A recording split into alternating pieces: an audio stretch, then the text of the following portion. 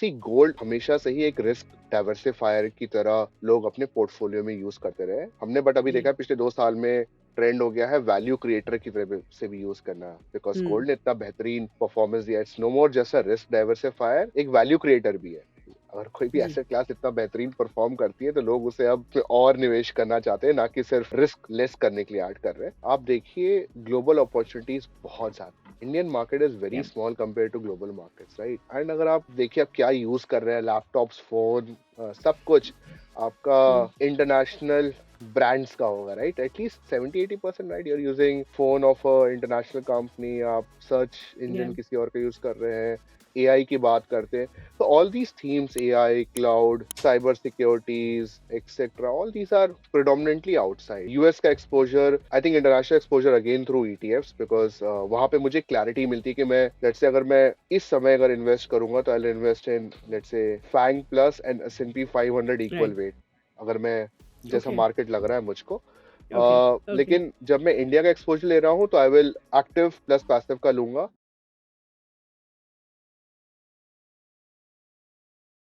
आज के टाइम में इन्वेस्टिंग सिर्फ स्टॉक्स या म्यूचुअल फंड्स तक सीमित नहीं है, लेकिन आज के टाइम में you have huge opportunities in terms of global markets, themes, ETFs, etcetera. Hello friends, मेरा नाम नम्रता अरोरा है। Welcome back to another episode of mutual funds की बात। म्यूचुअल फंड्स की बात में हम डिकोड करते हैं the world of mutual funds. We also talk about global markets, commodities, stock markets, etcetera. और हर एपिसोड में we get an expert to answer all the questions. तो आज के हमारे एपिसोड का थीम है पैसिव इन्वेस्टिंग इन ईटीएफ, और आज हमारे डिस्कशन के लिए we have mister Siddharth Srivastava, जो Mirae Asset Investment Managers India Private Limited में head of ETF products and fund manager हैं। मिस्टर सिद्धार्थ के पास फाइनेंशियल सर्विसेज और स्टॉक मार्केट्स में 13 साल से ज्यादा का एक्सपीरियंस है। वो 1 जैन 2020 से मेरे Asset Investment Managers India Private limited के साथ एसोसिएटेड हैं, जहां उनकी overall responsibility passive investment products को लीड करने की है। इससे पहले वो सितंबर 2014 से अक्टूबर 2018 तक एनएससी इंडस्ट्रीज लिमिटेड में सीनियर मैनेजर का रोल में भी काम कर चुके हैं। उससे पहले नवंबर 2010 से अगस्त 2014 तक वो मॉर्गन स्टैनली कैपिटल इंटरनेशनल के साथ सीनियर एसोसिएट के तौर पर एसोसिएटेड थे। मिस्टर श्रीवास्तव जो है बहुत सारे ग्लोबल ईटीएफ प्रोडक्ट्स मैनेज करते हैं, जैसे Mirae Asset Hang Seng tech ETF, Mirae Asset S&P 500 top 50 ETF, Mirae Asset NYSE FANG plus ETF, Mirae Asset global electric and autonomous vehicles ETF fund of fund, and Mirae Asset global X artificial intelligence and technology ETF fund of fund. Hello, everyone. Welcome back to Mutual Fund Ki Baat, and thank you so much for joining us again this week. आजकल ETFs के बारे में, commodities के बारे में इतना discussion चल रहा है, कॉन्वर्सेशन चल रहा है, तो हमने सोचा कि आज हम एक पूरा एपिसोड सिर्फ ETFs के ऊपर बनाते हैं, and will deep dive into the world of ETFs। And हमारे सारे सवालों का जवाब देने के लिए we have with us mister Siddharth Srivastava, जो हमारे शो में पहले भी आ चुके हैं। Siddharth, thank you so much for joining us. Siddharth is the head of ETF products and fund manager at Mirae Mutual Fund. So, Siddharth, welcome to Mutual Fund Ki Baat. Thank you so much Namrata for having me here. Most welcome. Thank you so much again. So, Siddharth, before we start this conversation, मैं चाहूँगी कि आप हमारे viewers को ये बताइए कि आप कौन-कौन से funds manage करते हैं at Mirae. Please tell us. Yeah, so basically my work profile is to manage passive products. Okay. So all in all, me and my team manage around 59 passive products. Wow. This run Okay. across domestic markets, where we cover basic products like Nifty 50, interesting products like smart beta products on alpha, and quality, equal weight, etc. So themes also like EV, internet, IPO, and then debt products as well. And then we have coverage on gold and silver ETFs. Then we manage couple of solution products. Uh, One is which invest in multiple plain vanilla ETFs. One is which invest in both gold and silver. Both are fund of fund structure. We also Okay. manage a lot of international products as well. So I'm designated fund manager for international offerings. So FANG, Hang Seng Tech, S&P 500 Top 50, artificial intelligence and technology, global EV products are managed by the team. So we have a whole bouquet of passive products as well as solution Okay. products which are based on passive funds. Is something Okay. which the team manages. Okay, wonderful. So which means I can say very confidently कि हमारे सारे जो सवाल हैं ETF से related उनको उनका जवाब देने के लिए you are one of the perfect people that we have today. So कोशिश पूरी ग्रेट। रहेगी। वंडरफुल। सो आई थिंक शुरुआत करते हैं मेरे पहले सवाल से सिद्धार्थ, एंड आई थिंक मैं चाहूँगी कि आप हमारे व्यूअर्स को बताइए कि एक ईटीएफ क्या होता है और एक ईटीएफ और एक म्यूचुअल फंड के बीच में डिफरेंस क्या है? Right, what's the difference between the two? And you can also tell us कि इंडिया में जो है अलग-अलग तरीके के कौन-कौन से ईटीएफ्स अभी अवेलेबल हैं? जी। सो जब भी फंड मैनेजमेंट की बात आती है तो फंड मैनेजमेंट टिपिकली 2 तरीके से किया जा सकता है। एक है एक्टिव फंड मैनेजमेंट, जहाँ पे फंड मैनेजर बहुत ही इम्पोर्टेंट होता है। वो जी, अपनी पसंदीदा स्टॉक्स, पसंदीदा सेक्टर्स के बेसिस पे इन्वेस्ट करता है। तो एक लार्ज कैप एक्टिव फंड में the fund manager will choose कि किस स्टॉक्स में इन्वेस्ट करना है, किस स्टॉक्स में ज़्यादा इन्वेस्ट करना है, कौन से सेक्टर में कम या ज़्यादा एक्सपोज़र लेना है। तो उसका जो जी, पोर्टफोलियो होता है, उसकी इन्वेस्टमेंट फिलॉसफी, इन्वेस्टमेंट स्टाइल के बेसिस पे होता है। एक्टिव फंड मैनेजर इसीलिए आउट परफॉर्म भी कर सकता है मार्केट को एंड अंडर परफॉर्म भी कर सकता है, ओके, या, डिपेंडिंग कि उसकी इन्वेस्टमेंट फिलॉसफी स्टाइल मार्केट में काम कर रहे हैं कि नहीं कर रहे हैं एक पर्टिकुलर ड्यूरेशन में। दूसरा होता है passive funds, passive investment style, जी, व्हिच इज बेसिकली आप एक अंडरलाइंग इंडेक्स को ट्रैक करने का काम होता है। सो यहाँ पे जो फंड मैनेजर होता है, उसका काम होता है कि जो भी इंडेक्स आप ट्रैक कर रहे हैं, उस इंडेक्स के जो कॉन्स्टिट्यूएंट्स है, उसमें ही इन्वेस्ट करें और उतने प्रोपोर्शन में ही इन्वेस्ट करें जितने वो उस इंडेक्स में प्रेजेंट है। Now passive ji, investment globally काफी बड़ा सेगमेंट हो चुका है। 14 trillion dollar plus is um, AUM in passive fund. So लोगों को लगता है कि passive fund is Nifty 50 ETF, जहाँ पे ETF is investing in only 50 stocks, और उस 50 स्टॉक्स में भी जिसमें ज्यादा, जैसे HDFC बैंक में 10% वेट है तो HDFC बैंक 10% ही बाय करना है फंड को। अगर जी, TCS लेट्स से 6-7% है तो TCS आपको 6-7% ही बाय करना है। अ, इस बेसिस पे आप इंडेक्स की परफॉर्मेंस को रेप्लिकेट करते हैं। जो यहाँ पे पैसिव फंड का काम होता है, उसका काम आउट परफॉर्म करना नहीं है, जस्ट रेप्लिकेट करना है। सो लेकिन अभी क्या हुआ है कि पैसिव फंड्स आपके कई तरीके के आने लगे हैं। शुरुआत हुई थी इजी फंड से, जहाँ पे जो पहले फंड्स आए थे S&P 500 और नैस्डैक पे, जिनका काम था हुँ, इन ब्रॉड बेस्ड इंडेक्स को ट्रैक करना। बट अभी क्या है कि आपके इंडेक्स किसी भी स्ट्रैटेजी, किसी भी थीम, इनफैक्ट ग्लोबली तो डेरिवेटिव बेस्ड स्ट्रैटेजीज भी होती हैं, जी, काफ़ी आउटकम बेस्ड स्ट्रैटेजीज भी होती हैं। सो आप इमेजिन कर सकते हैं कोई भी इंडेक्स आप बना सकते हैं किसी भी थीम एंड स्ट्रैटेजी के ऊपर, एंड उसके ऊपर ETF या फिर इंडेक्स फंड लॉन्च हो सकता है। Additionally both ETF and index funds are passive fund, जैसे मैंने समझाया, लेकिन ETF साथ ही साथ लिस्टेड भी होता है। तो okay, unlike mutual fund, active mutual fund और इंडेक्स फंड जो कि आप डे एंड नैव पे ही खरीद बेच सकते हैं, आप ETF को स्टॉक मार्केट में इंट्राडे वैल्यू पे खरीद बेच सकते हैं, जिसकी वजह से ओके, उसकी पॉपुलैरिटी आजकल काफी ज्यादा बढ़ गई है, बिकॉज लोगों को वॉलेटिलिटी भी पसंद है।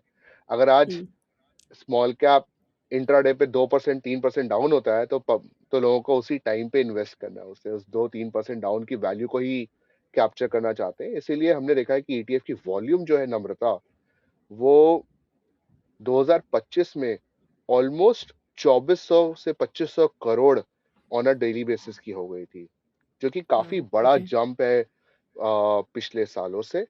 सो और साथ ही साथ पैसिव फंड्स या ETF की बात करें तो ये लो कॉस्ट होते हैं, इसमें कोई फंड मैनेजर का रिस्क नहीं होता है, और काफी ज्यादा जो इनका इन्वेस्टमेंट ऑब्जेक्टिव है, जो मेथड है, उसको फॉलो करते हैं। फॉर एग्जांपल, क्योंकि इंडेक्स को फॉलो कर रहे हैं तो आपको पता है इंडेक्स कैसे बन रहा है, हुँ, उसमें किस टाइप का आपको स्टॉक्स आ सकते हैं, उस इंडेक्स में किस टाइप के स्टॉक्स प्रेजेंट है। तो काफी ट्रांसपेरेंट और फोकस्ड एक्सपोजर आपको मिलता है पैसिव ओके। फंड्स का। सो कैन वी से कि पैसिव फंड्स 2 तरीके के होते हैं, एक होता है इंडेक्स फंड्स, एक होते हैं ईटीएफ्स। ईटीएफ्स आप रियल टाइम में खरीद सकते हैं स्टॉक मार्केट से, और इंडेक्स फंड्स को जो है आप सिर्फ based on the day and NAV उसके हिसाब से ही खरीद सकते हैं। Is that correct?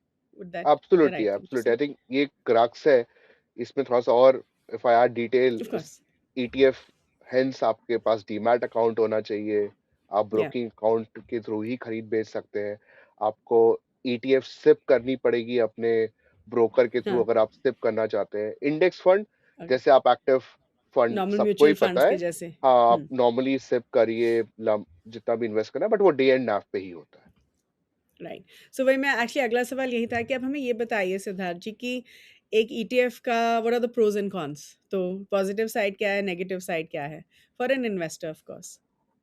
Positive side तो मेरे हिसाब से सबसे ज्यादा है कि आपको एक बहुत ही ट्रांसपेरेंट एंड फोकस एक्सपोजर मिलता है। For okay. एग्जाम्पल, निफ्टी 50 अगर ईटीएफ में मैं इन्वेस्ट कर रहा हूँ, मुझे पता है कि 50 कंपनियों में ही निवेश हो रहा है एंड मार्केट कैप बेसिस पे ही निवेश हो रहा है, राइट। अच्छा।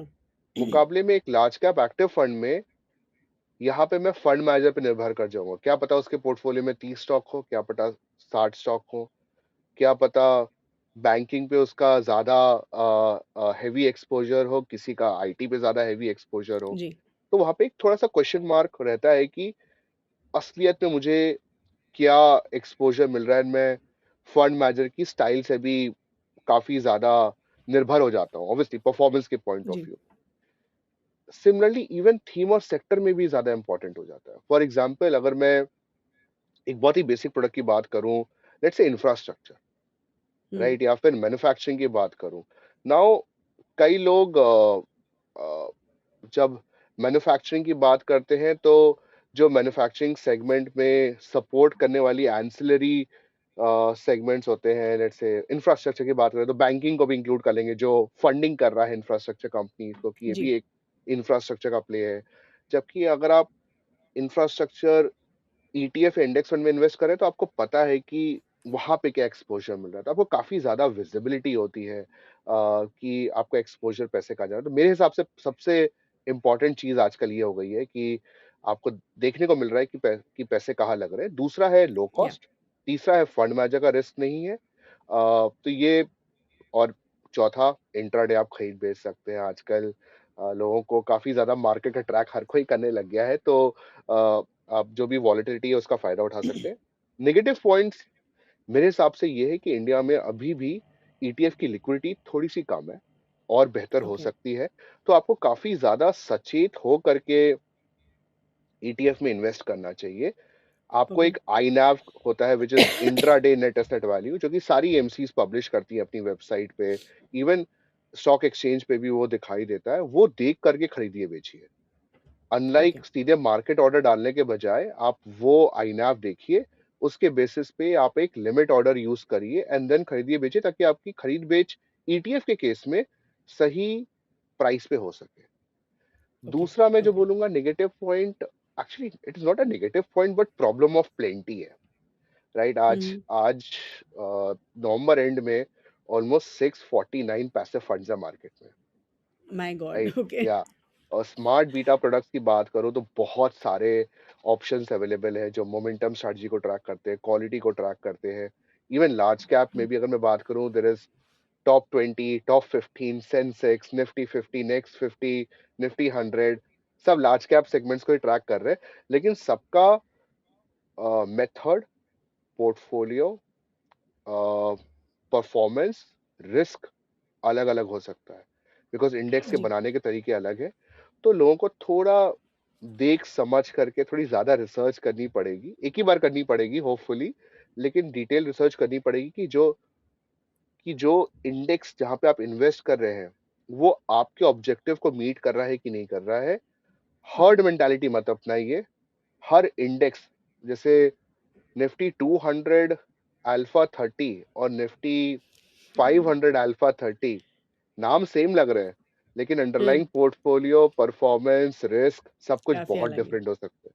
सो ये थोड़ा अभी देख समझ के प्रोडक्ट चूज करने का टाइम आ गया है, बिकॉज जैसे ही आप पैसिव फंड को थोड़ा सा कॉम्प्लिकेटेड या थोड़ा सा एग्जॉटिक तरीके से यूज करना चाहते हैं, आपकी उसको लेकर के ड्यू डिलिजेंस भी हम्म। उतनी ही बढ़नी चाहिए। आप निफ्टी 50 में इन्वेस्ट कर रहे हैं तो प्रॉब्लम नहीं है, लेकिन आप जैसे ही स्मार्ट बीटा थीम्स में जा रहे हैं तो आपको थोड़ा ज्यादा रिसर्च करनी पड़ेगी कि सही प्रोडक्ट है कि नहीं है। Okay, so now that we have so many ETFs, आपने बोला कि पैसिव फंड्स ही आई थिंक इतने 650 के करीब हैं। तो ये बताइए कि एक इन्वेस्टर को अपना ईटीएफ पोर्टफोलियो कैसे बिल्ड करना चाहिए? तो अगर लेट्स से कि मुझे अपने इन्वेस्टमेंट्स का एक परसेंटेज ईटीएफ्स में ही डालना है, तो how do I build that? See मेरे हिसाब से, क्योंकि मैं तो पैसिव फंड देख रहा हूँ, तो मैं थोड़ा सा बायस्ड हूँ, एंड आई थिंक जी, right now with the options you can construct your entire portfolio using passive funds, right. अगर आप ओके, सही से बनाएंगे तो आपका पूरा पोर्टफोलियो पैसिव फंड से बन सकता है।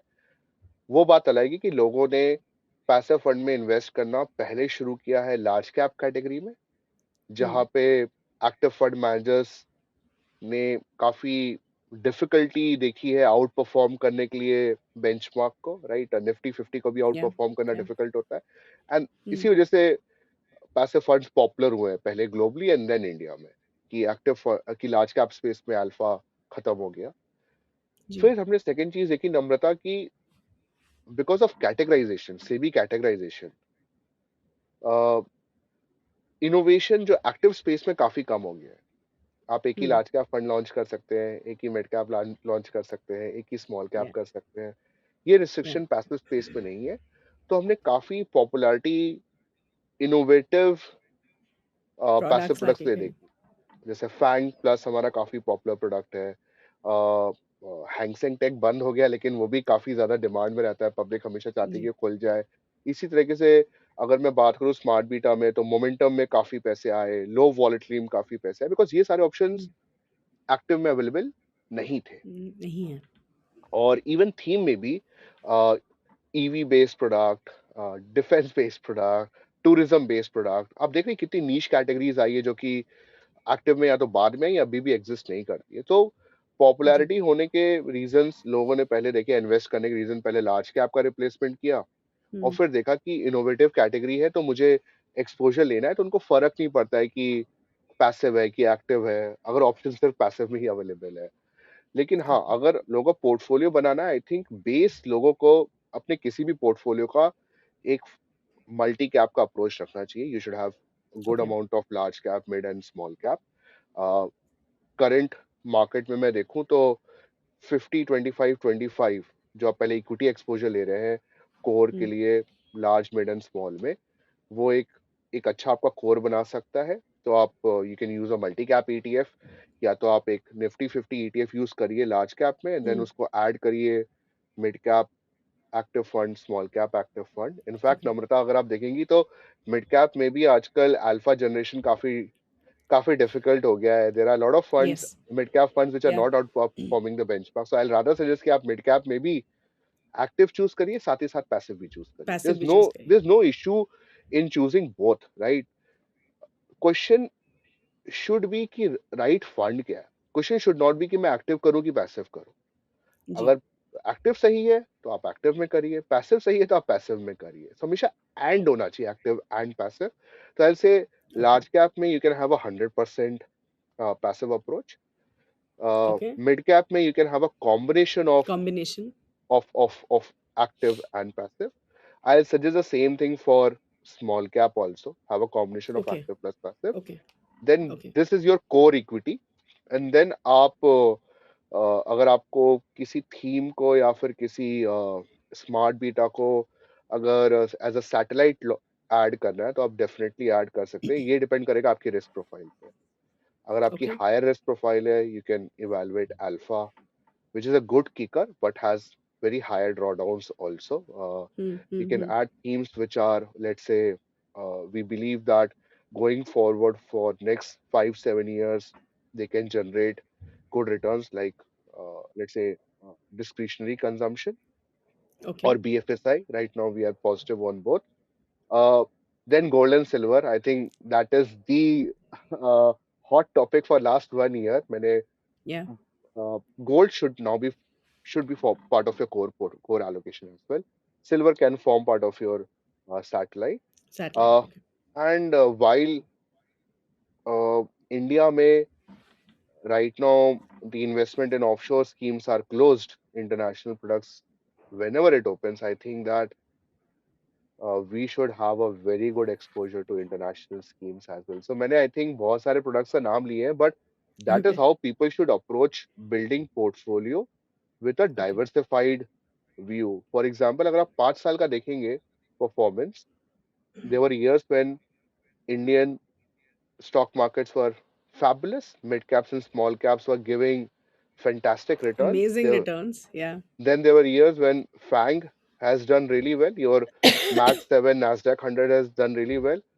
And पिछले 1 साल में किसने सोचा था कि हम बात करेंगे gold has given Yeah. 60% plus return and silver has given, depending on Yeah. which horizon you're looking at, 150 to 180% return, right? So that just highlights that you should focus on creating portfolio using multiple asset classes, and and you can use active or passive, whichever suits you. But now passive as option across the spectrum.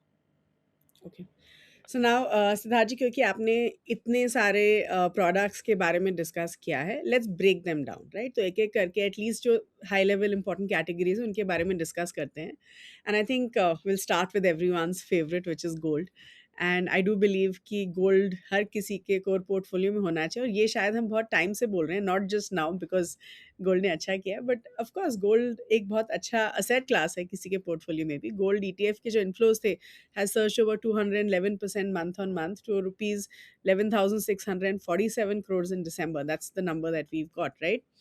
तो इस context में अब आप हमें ये बताइए कि gold और सिल्वर ईटीएफ्स का इम्पोर्टेंस एक इन्वेस्टर के पोर्टफोलियो में क्या होता है, और कितना परसेंटेज एलोकेशन हम गोल्ड और सिल्वर में कर सकते हैं. आपने ऑफ कोर्स बोला कि कोर पोर्टफोलियो में आप गोल्ड डाल सकते हैं, सैटेलाइट में सिल्वर, बट थोड़ा और डीप डाइव करके हमें बताइए कि how can I use gold and silver in my portfolio?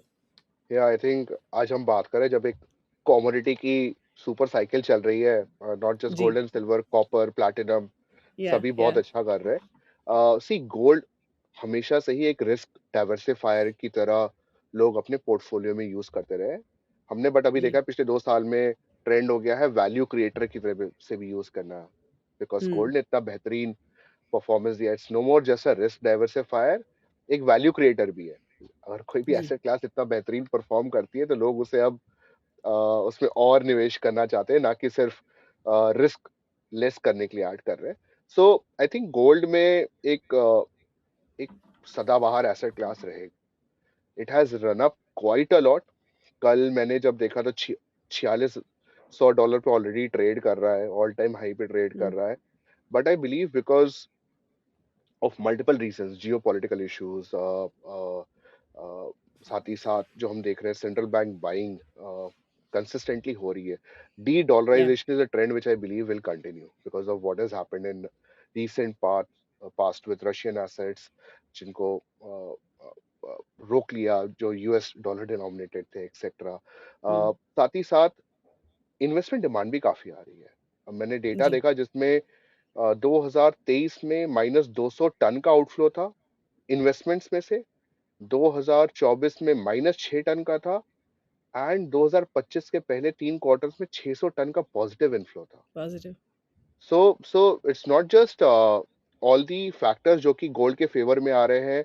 Week dollar है, इंटरेस्ट रेट कट्स हो रही है, जियो पॉलिटिकल इशूज, अभी वेनेजुएला की बात हो रही थी, आज क्यूबा और ईरान की बात हो रही है. देन वी आर टॉकिंग हुँ. अबाउट डी डॉलराइजेशन एक्सेट्रा. तो गोल्ड में काफी सपोर्टिंग फैक्टर्स अभी भी है. सी करेक्शन आ ओके. सकता है, लेकिन I believe that long run में गोल्ड सबके पोर्टफोलियो में होना चाहिए. I think both gold and silver combined should be around, let's say, 15% or so. Even you can extend it to 20% अगर आपको टैक्टिकल अपॉर्चुनिटीज मिलती है, राइट. ओके. लेकिन लेकिन अभी थोड़ा लोगों को सतर्क रहना पड़ेगा. अगर अभी इन्वेस्ट कर रहे हैं, थोड़ा स्टैगर्ड में करें, लमसम में ना करें, जी. क्योंकि एक करेक्शन आ सकता है, किसी भी एसेट क्लास में आ सकता है जो इतना रन अप की हुई है. सिल्वर में मैं एक चीज बताना चाहता हूँ कि लोग गोल्ड एंड सिल्वर साथ में बात करते हैं, बट दोनों का बिहेवियर बहुत ही डिफरेंट होता है. हुँ. Gold has, let's say, lesser drawdown typically than silver. Silver के drawdown बहुत sharp होते हैं. हमने देखा कि अभी बीच में $84 टच किया था, then it suddenly corrected by 15% in 3-5 trading sessions. Right? Ji. Just imagine अगर ऐसा निफ्टी के साथ होता तो लोग कितना ज्यादा हाहाकार मच गया होता. So silver always has a Hmm. Sharp drawdown. It can have a sharp movement as well, very violent movement जो हमने देखा है. तो सिल्वर में थोड़ा सतर्क रहने की जरूरत है. सिल्वर आप सैटेलाइट में रखिए, टैक्टिकल एलोकेशन करिए. आप बेसिकली आई थिंक, जैसे मैंने बोला, 15 से 25% आप गोल्ड प्लस सिल्वर में रख सकते हैं. बट सिल्वर का एलोकेशन थोड़ा डिपेंड करेगा कि आप किस टाइम पे इन्वेस्ट कर रहे हैं एक्सेट्रा. I think Okay. इस समय अगर मैं बोलूं सिर्फ गोल्ड एंड सिल्वर का प्रोपोर्शन, तो I go 60-70% gold and maybe 30% silver. उस पूरे कॉम्बिनेशन की बात करूँ तो सिल्वर में we feel that run up is very sharp. अभी भी लेकिन सपोर्टिंग फैक्टर्स हैं. It is in deficit since last 5 years. 250 million ounces का डेफिसिट है, जो कि कई My टाइम God. से चल रहा है. Silver is more difficult to mine, ज्यादातर बाय Mine. बाय प्रोडक्ट होता है etcetera. And again investment demand काफी आ रही है. There is a supply issue as well. So again supporting factors हैं, लेकिन सिल्वर $27 $30 से आज बढ़ करके $85 पे ट्रेड कर रहा है.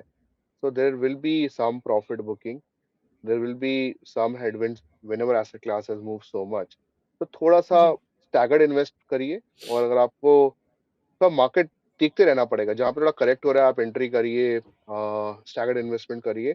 एंड अभी एसेट एलोकेशन थोड़ा सा, अगर आप ओवर एलोकेटेड हैं तो Okay. प्रॉफिट बुक करने की सोच सकते हैं. एंड अपना एलोकेशन थोड़ा, जैसे मैंने बोला, 15-20% के आसपास, 15% के आसपास ला सकते हैं.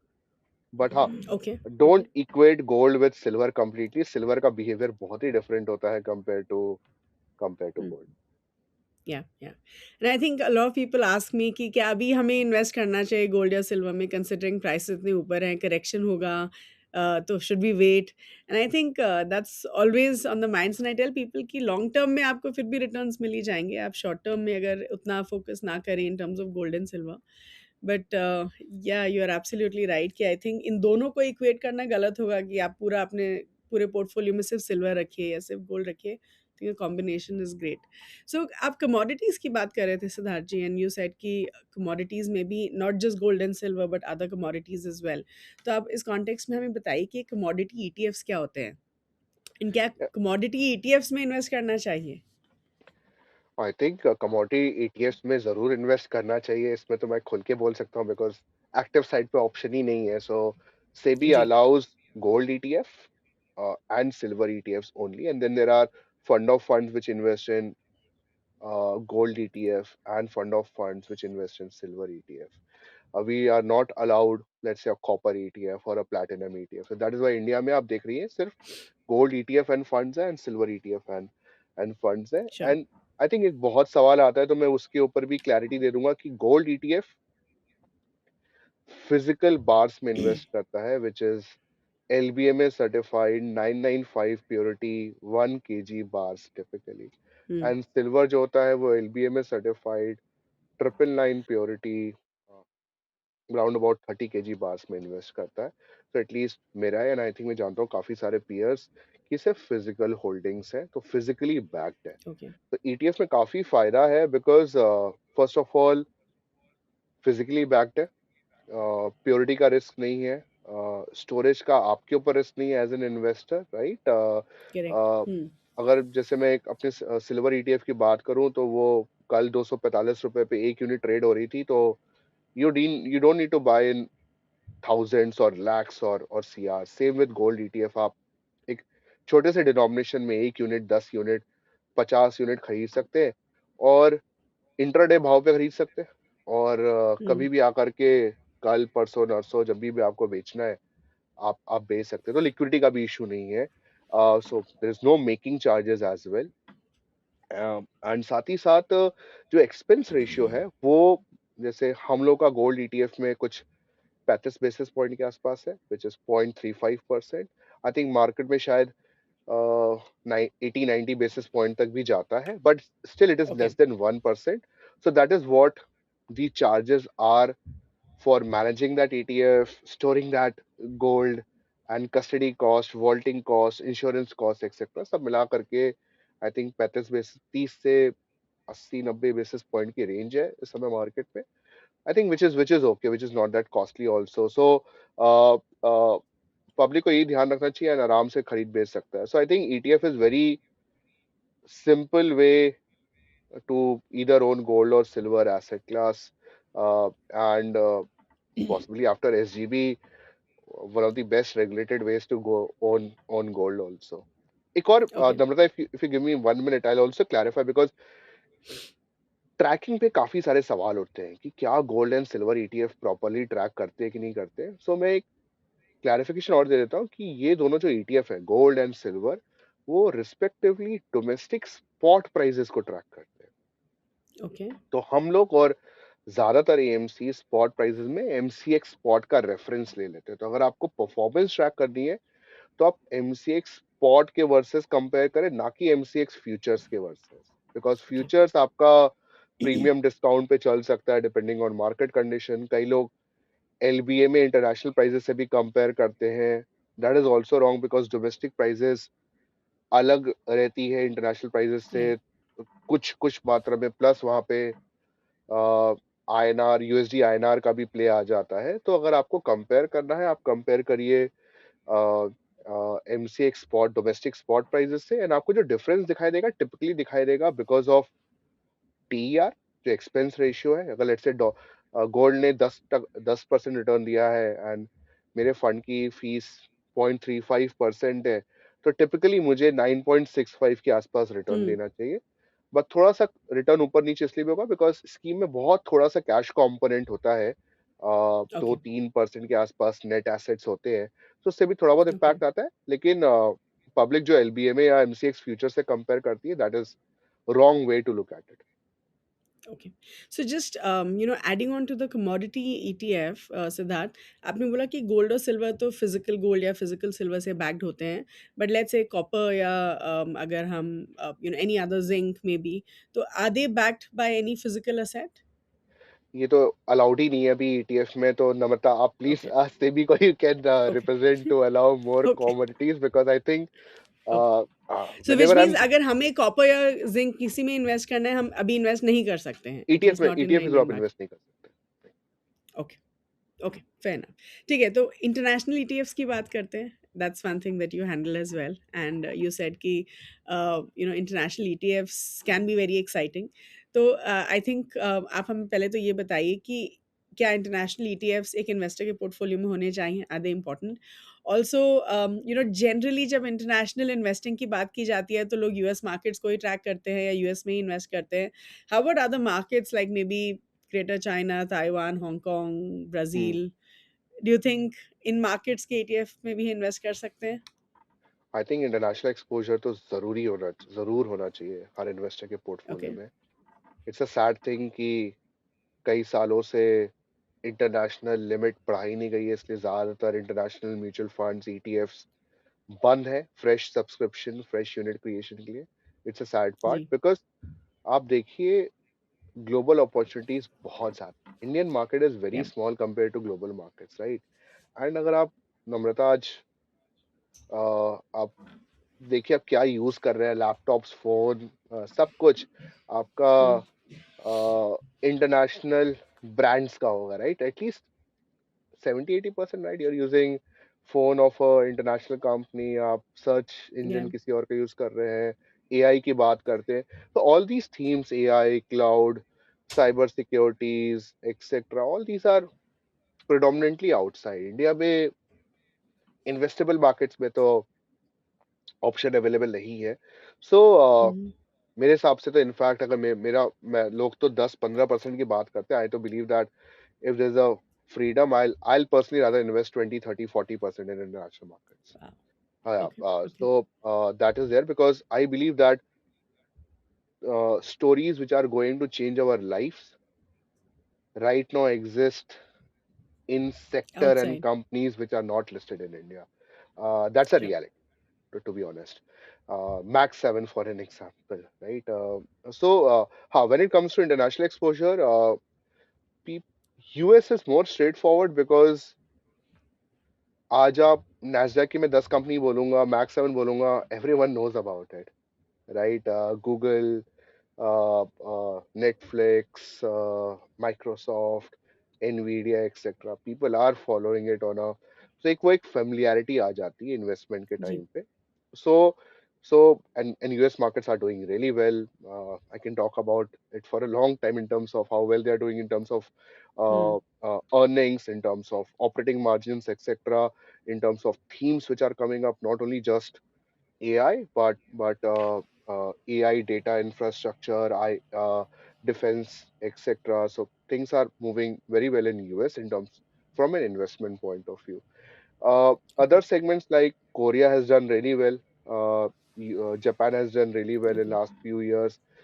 China has sorts of recovered also. Matlab, it was a pain when we launched Hang Seng Tech and it was not performing for few years, but या thankfully people have uh, got back invested at such low PE companies. I feel that even now China is very lucrative, though it has its own set of risk. But having said hmm that, if people are investing for the first time, look at US market or a very broad index जहाँ पे you have some sort of familiarity. Okay बाकी market में, for example, great for China, Taiwan, it is risky.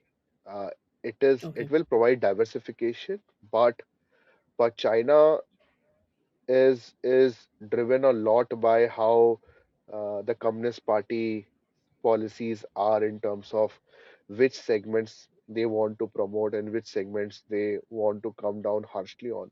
Soft tech was जी something जहाँ पे उन्होंने काफी regulations लाए. Now they are promoting hard tech more. So थोड़ा सा वहाँ पे और वो सब nuances आ जाते हैं. But हाँ, definitely look at international investing if you can. Look for US first, diversify, and then if you develop an understanding, then you can look at Greater China, Taiwan. There's no problem in that. Okay okay Since you're asking, I'll just mention that all our ETFs, which are listed on exchange, are trading at premium of around 15 to 20%. So please be aware of that. I'll suggest not to buy at such premiums, and even if you okay buy, that is your call, and then you have to hold it for a very long time and be aware of the fact that premium can go away, and that is in a way loss create loss कर पे सकता या है आपके आपके investment. True okay okay fair enough so we let's talk about INAV आपने उसके ऊपर थोड़ा टच अप किया था इन द फर्स्ट क्वेश्चन तो टेल अस सिद्धार्थ जी की NAV और INAV which if I'm not wrong is indicative net asset value और you Correct. said intraday NAV नहीं नहीं, so indicative is the right word. Intraday में इसलिए यूज करता हूँ कि लोगों को समझ में आता है. ओके ओके सो जो NAV और इंडिकेटिव NAV जो होता है ना आपने बोला था कि अगर आपको ETF में इन्वेस्ट करना है तो आप उसका INAV देख के फिर इन्वेस्ट करिए सो टेल अस कि वो एग्जैक्टली exactly होता क्या है और एक ETF के लिए क्यों ज़रूरी है देखिए, नैव तो काफी स्ट्रेट फॉरवर्ड है. एंड ऑफ डे वैल्यूएशन होता है या फंड्स का based on the underlying closing price securities of की स्टॉक्स स्टॉक्स या एक्सेट्रा. अभी क्या होता है, क्योंकि ईटीएफ्स ट्रेड करते हैं स्टॉक एक्सचेंज पे, लोगों को एक चाहिए होता है कि अच्छा इस समय अगर मैं वैल्यूएशन करता है, इस समय ईटीएफ का करेक्ट भाव क्या है. लेट्स से हम्म हाइपोथेटिकली मेरा जो निफ्टी 50 ईटीएफ है उसकी कल की नाव 100 रुपए थी, राइट. ओके आज दोपहर 1 बजे मार्केट इज डाउन बाय 1%. तो I now will be nothing but 99 rupees. बहुत ही राइट सिंपल शब्दों में, अगर मार्केट 1% बढ़ जाता है तो I now will be nothing but 101 रुपए. तो इम्पोर्टेंट ओके क्यों होता है कि there are so many ETFs. हर कोई एक डिफरेंट लेवल पे ट्रेड कर रहा है या फिर नाव चल रही है, राइट. बिकॉज डिपेंडिंग ऑन कि ईटीएफ कब लॉन्च हुआ था, किसी का निफ्टी जी 50 ईटीएफ 270 रुपए पे हो सकता है, किसी का निफ्टी 50 ईटीएफ 170 रुपए पे हो सकता है, फॉर एग्जाम्पल. सो आईना इसलिए देखना जरूरी है कि उस कंसर्न ईटीएफ के लिए करेक्ट बेंचमार्क और या करेक्ट रियल टाइम प्राइस क्या है, ताकि आप ओके खरीद बेच उस लेवल पे सके. और अगर ओके और बहुत ही सिंपल तरीका भी, अगर आपको ऑलरेडी कल की नाव पता है तो आप खुद से भी उसमें जो मार्केट मूवमेंट है वो प्लस माइनस कर देंगे तो राउंड ओके अबाउट वही प्राइस आ जाएगी. लेकिन जितनी भी एमसीज हैं वो आई नाव पब्लिश करती है अपने सारे ईटीएफ्स के लिए कि based okay on current market prices what is the tentative value of ETFs currently so that you can buy and sell around those prices. Okay. Okay. Yeah. Wonderful. So tell us, ये IPO focus ETF क्या होते हैं? And I think IPOs का भी बहुत craze रहता है लोगों को, तो please help us understand what are IPO focused ETFs. या सो इनफैक्ट हम लोग के पास भी एक IPO फोकस ETF है. सी अल्टीमेटली पैसिव्स का काम क्या है? पैसिव का काम है प्रोडक्ट सॉल्यूशंस इन्वेस्टर्स को देना, राइट? हम लोग के पास एक EV फोकस ETF है, मार्केट में टूरिज्म फोकस ETF है, we have internet focus ETF, we have G. Capital market focus ETF market में. सो डिपेंडिंग ऑन इन्वेस्टर का रुझान किधर है, बिकॉज सी कुछ प्रोडक्ट्स हम्म. होते हैं जो हम लोग पुश करते हैं. जैसे आप मुझसे मुझसे पूछेंगे कि सिद्धार्थ आपका फेवरेट प्रोडक्ट क्या है इस समय में, मैं बोलूंगा मल्टी कैप ETF मुझे पसंद है. एंड मुझे न्यू एज कंजम्पशन एक ETF है जिस जो कंज्यूमर डिस्क्रिशनरी को ट्रैक करता है, वो मुझे पसंद है. लेकिन हम्म. इन्वेस्टर्स की खुद की भी चॉइस होती है, खुद की भी कॉल्स होती है. आजकल इन्वेस्टर बहुत ज्यादा मार्केट को ट्रैक करते हैं, उनके भी कुछ जी. अ, अ, पसंदीदा सेगमेंट्स होते हैं. सिमिलरली IPO सेगमेंट्स में हम लोगों ने क्या किया, इनफैक्ट क्या होता है कि आप लिस्टिंग के बाद लेट्स से आप उस जो भी नए न्यूली लिस्टेड स्टॉक्स हैं उनको पोर्टफोलियो में लेकर के आ जाते हैं एंड कुछ ओके. सालों तक उनको पोर्टफोलियो में कंटिन्यू रखते हैं. तो जैसे ओके. कि अभी जो रिसेंटली BSE का सेलेक्ट IPO है, वो क्या करता है कि लिस्टिंग के बाद 3 महीने वेट करता है एंड नेक्स्ट रीबैलेंसिंग में अगर वो स्टॉक टॉप 500 में है इन terms of market cap hmm. Etcetera, उसको लेकर के आ जाता है पोर्टफोलियो में और अगले 5 साल तक टिपिकली वो पोर्टफोलियो में रखता है. सो ये उन लोगों ओके. के लिए है. सो यहाँ पे ये टिपिकली आपको जो लिस्टिंग गेन्स होता है ना, वो कैप्चर करने का इंटेंट नहीं है इसका, because passive funds can not typically invest in in in IPOs pre listings, right? Pre so यहाँ लिस्टिंग. पे ओके. इंटेंट है कि इनिशियल वॉलेटिलिटी खत्म हो जाए, 3 महीने का लिस्टिंग हो जाए, उसके बाद जो नेक्स्ट रीबैलेंसिंग है, लेट्स से 1-2 महीने बाद इफेक्टिव हो रही है, तो टिपिकली आपका एक स्टॉक 4-5 महीने बाद पोर्टफोलियो में आता है इनिशियल वॉलेटिलिटी खत्म होने के बाद. एंड देन नेक्स्ट 5 साल तक वो आपका पोर्टफोलियो में रहेगा. तो जैसे अगर मैं किसी भी स्टॉक का एग्जांपल लूँ, let's say maybe I cannot take the name, but let's say food delivery वाले जो स्टॉक्स हैं, वो इनिशियली वॉलेटाइल थे लिस्टिंग के बाद. उसके बाद you see the name which was listed first has या. gone up over a period of time. So the idea is that you are not participating in IPOs for listing gains. You are participating in IPOs because आपको लगता है कि ये जो new age companies या फिर नई कंपनी जो ये लिस्ट हुई आगे हैं, जाके अच्छा ये करेंगे. आगे जा करके अच्छा करेंगी. तो आपका फोकस, क्योंकि क्या होता है नम्रता, इन स्टॉक्स का इनिशियली वेटेज किसी भी एक्टिव फंड्स में, किसी भी पैसिव फंड में ना के बराबर होता है. जस्ट हम्म. इमेजिन कितनी लिस्टिंग के बाद कितनी कंपनीज होती है जो एक्टिव फंड में आने में काफी टाइम लगा देती है या फिर उनका वेटेज बहुत कम होता है. यहाँ पे आप जी. 100% उन पे ही फोकस कर रहे हैं, तो आप डिपेंडिंग आपको कितना एक्सपोजर लेना है उस मात्रा में आप इन्वेस्ट कर सकते Okay, okay. So let's just quickly summarize, few parts of what we've discussed so far, right? जैसे कि हमारे viewers बहुत ज़्यादा, उनको हमने काफ़ी information दी, अब उसको थोड़ा summarize करते हैं. तो सबसे पहले ये बताइए सिद्धार्थ जी कि कोर पोर्टफोलियो, सैटेलाइट पोर्टफोलियो, उसका समरी आप हमें बता दीजिए. आपने बोला था कोर में large cap, mid cap, small cap, and satellite में you could look at themes और सर्टन एक्साइटिंग थिंग्स. तो आप एक बार हमें बताइए कि ईटीएफ्स कैसे हमारे कोर और सैटेलाइट पोर्टफोलियो का हिस्सा बन पाएँगे, सो दैट मुझे एग्ज़ैक्टली पता होना चाहिए कि अगर मुझे ईटीएफ में इन्वेस्ट करना है तो कैसे मैं अपने कोर और सैटेलाइट में डिवाइड कर सकती हूँ? हैं.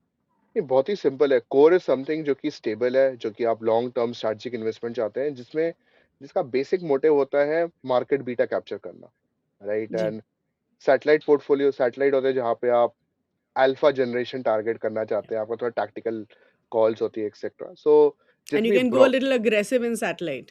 एग्रेसिव एक्सेट्रा आप थोड़ा मार्केट को ट्रैक करते हैं, या. वैसे करते हैं. तो बेसिकली आप कोर की जहाँ तक बात है, आप ब्रॉड बेस्ड मार्केट का एक्सपोजर ले सकते हैं. या तो आप सीधे निफ्टी 500 में इन्वेस्ट कर लीजिए, या निफ्टी टोटल मार्केट कैप में इन्वेस्ट कर लीजिए, या निफ्टी मल्टी कैप में इन्वेस्ट कर लीजिए, या फिर या. आप खुद से ही कॉम्बिनेशन बना लीजिए. You can use Nifty 50 plus next 50 plus mid cap, and you can have your own allocation based on आपकी risk profile क्या. For example, someone okay.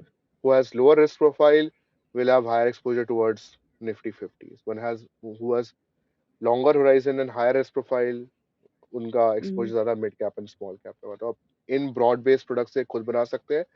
आप गोल्ड ऐड करिए, gold should also form part of your core portfolio. मैं तो even कहूंगा कि जो global broad market products हैं, आप उनको भी कोर में ऐड कर सकते हैं।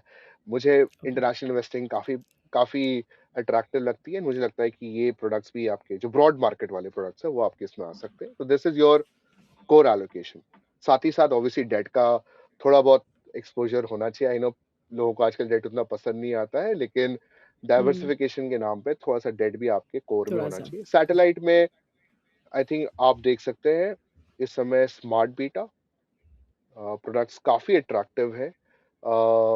लेकिन यहाँ पे भी जैसे थोड़ी सावधानी बरतने की जरूरत है, बिकॉज स्मार्ट बीटा मतलब ये नहीं है कि वो प्रोडक्ट बहुत ही स्मार्ट है and हमेशा अच्छा करेंगे। स्मार्ट बीटा मतलब वो लोग थोड़ा सा किसी एक स्ट्रैटेजी पे फोकस कर रहे हैं, किसी एक फैक्टर पे फोकस कर रहे हैं, एंड उस फैक्टर को के बेसिस पे स्टॉक का सिलेक्शन होगा एंड Hmm. परफॉर्मेंस भी वैसे ही रहेगी। अगर फैक्टर चल रहा है तो Okay. प्रोडक्ट चलेगा, नहीं तो नहीं चलेगा। देन कुछ Okay. थीम्स एंड सेक्टर्स जिसमें आपको लग रहा है कि अगले 3-5 साल में आपको दिख रहा है, एंड देन जैसा आपने बोला टैक्टिकल कॉल्स। मार्केट को Okay. ट्रैक करिए। अगर सिल्वर 1 साल पहले अट्रैक्टिव लग रहा था, सिल्वर में आप एलोकेशन अपने सैटेलाइट पोर्टफोलियो में 2% से बढ़ा करके 5%, 7% कर सकते थे। So Okay. 60 to 80% is typically your core, remaining is your satellite.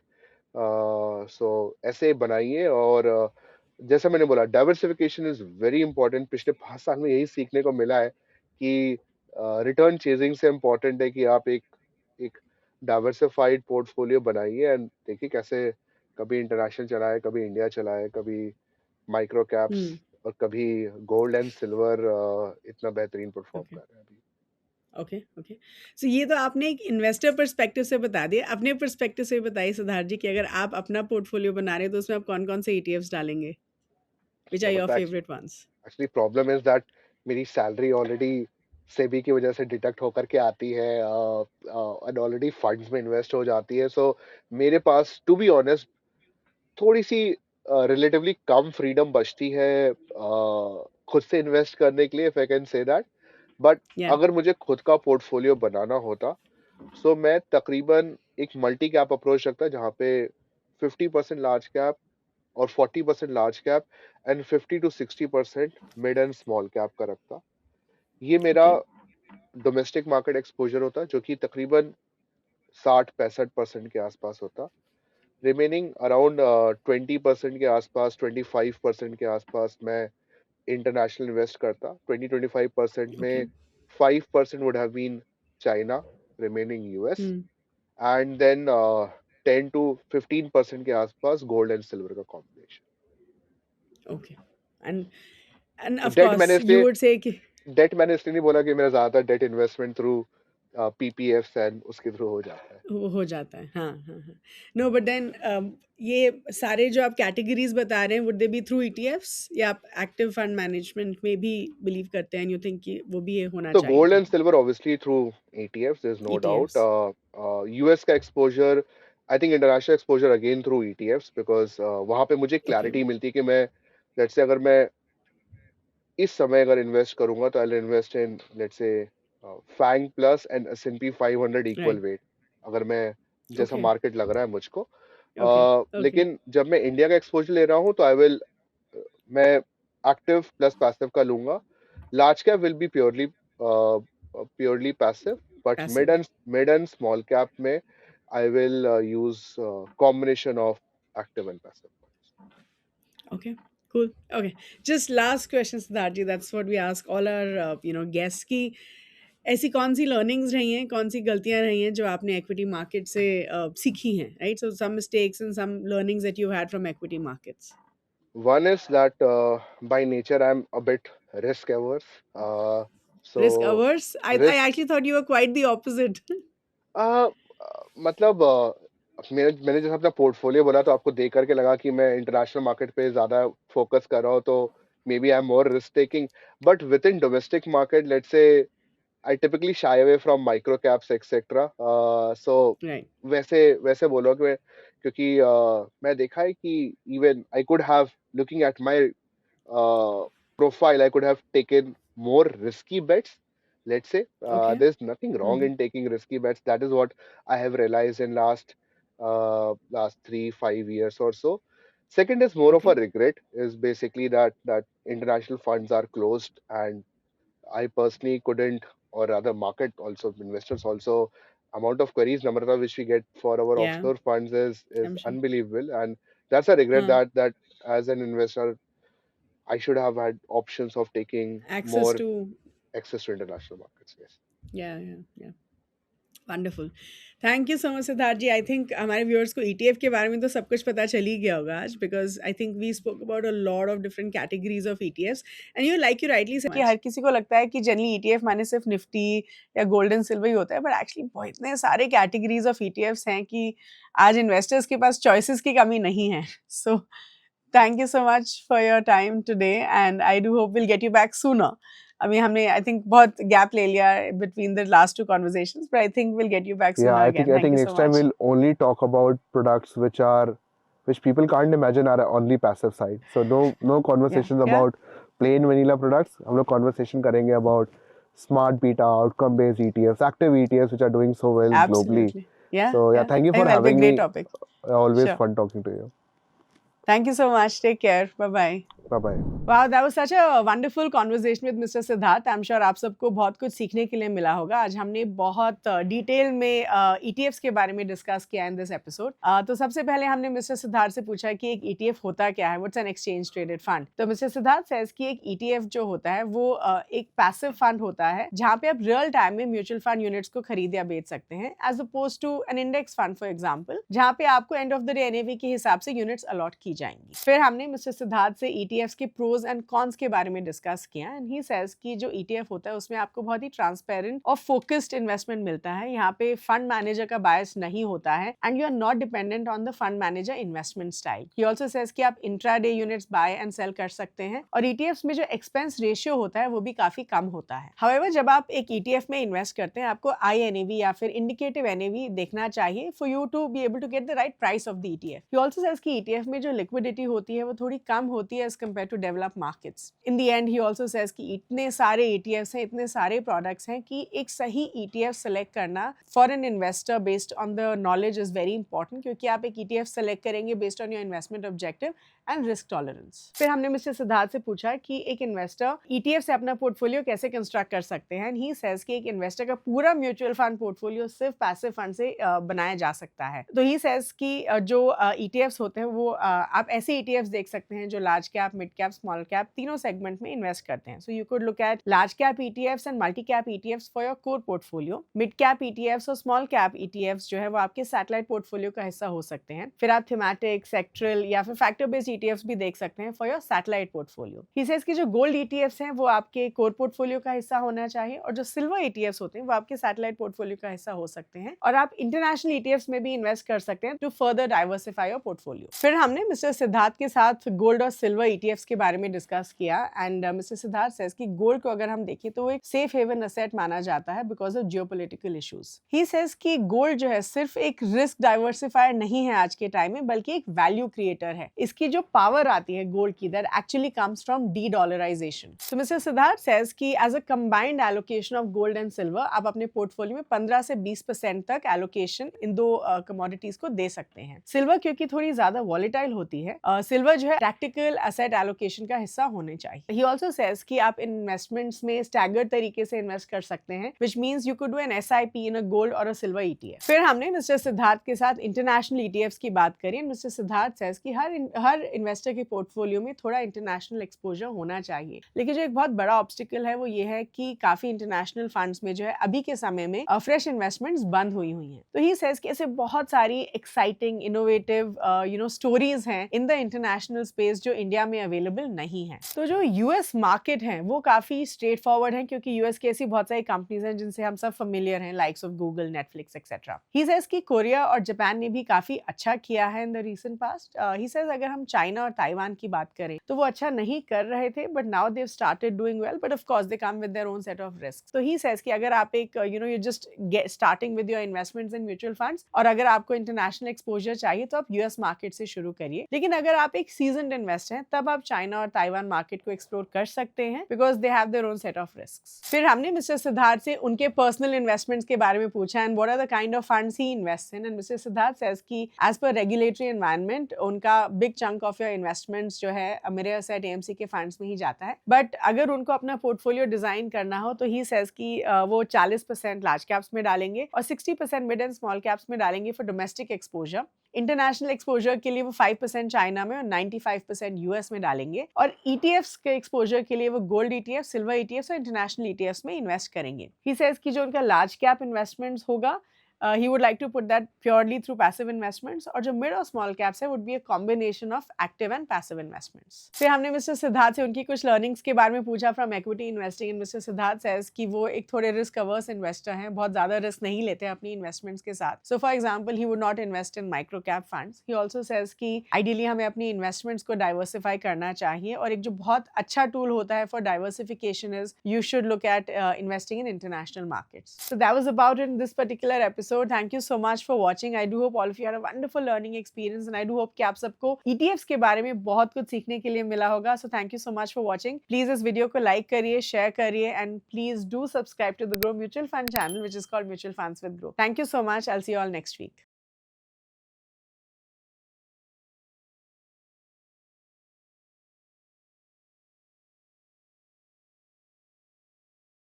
Mutual fund investments are subject to market risks.